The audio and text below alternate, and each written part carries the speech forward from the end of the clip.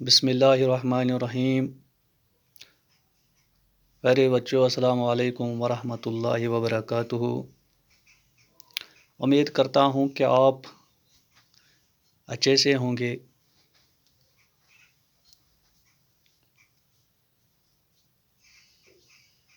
آج ہم اردو گرامر نے واحد اور جمع کا دوسرا حصہ پڑھتے ہیں، جس میں ہم آج جمع بنانے کے لیے کچھ چند ایک طریقے سمجھنے کی کوشش کریں گے۔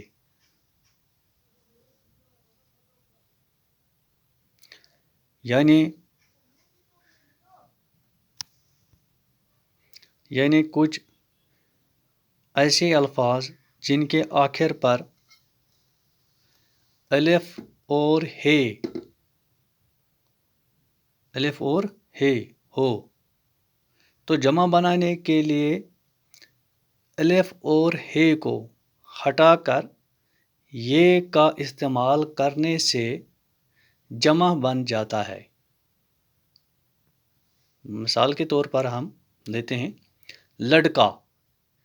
اس لڑکا میں لام، ڈے، کیف اور الف اس کے پیچھے ہے۔ آخری حرف اس کا کیا ہے؟ الف۔ تو الف کو ہٹا کر ہم اس کو جمع بنانے کے لیے ہم لام، ڈے، کیف ایسے اس کے ساتھ لکھتے ہیں، لیکن الف کے بجائے ہم یہ کا استعمال، یعنی جو بڑا یہ ہوتا ہے اس کا استعمال کرتے ہیں، تو یہ جمع بن جاتا ہے۔ لڑکا، لڑکے۔ اس طرح اور ایک اس کی مثال ہے بچہ، بے چے ہے۔ اس میں 3 حروف ہیں، یہ بے چے ہے، تو آخر حرف جو ہے وہ ہے۔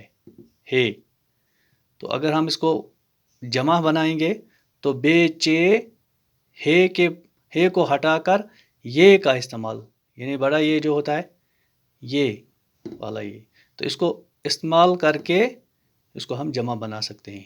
بچہ، بچے۔ اس طرح گانا، گانے، یعنی گانا جو ہے گانا، گانے۔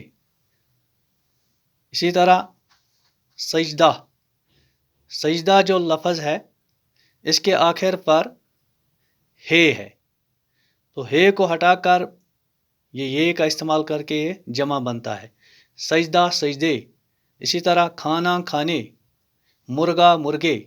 اسی طرح بہت سارے ایسے اور الفاظ ہیں جن کو ہم الف یا ہے کو ہٹا کر یہ کا استعمال کر کے جمع بنا سکتے ہیں۔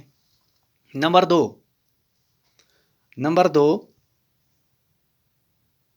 اسی طرح کچھ ایسے الفاظ جن کے آخر پر یعنی یہ جو چھوٹا یہ ہے کے ساتھ، یعنی ایسے الفاظ جن کے آخر پر یہ ہو،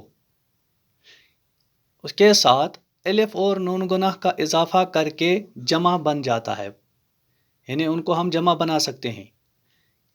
یعنی الف اور نون گناہ کا اضافہ کرنے سے وہ جمع بن جاتے ہیں، ایسے الفاظ جن کے آخر پر کیا ہو؟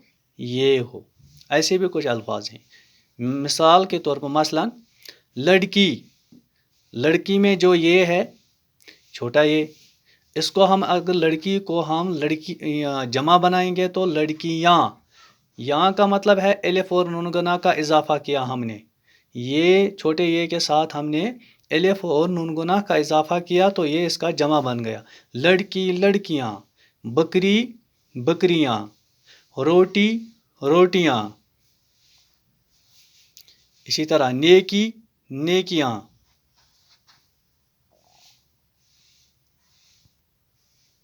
نیکی، نیکیاں، مرغی، مرغیاں، کاپی، کاپیاں، وغیرہ وغیرہ۔ اسی طرح اور بہت سارے ایسے الفاظ ہیں جن کو آپ خود بنا سکتے ہیں۔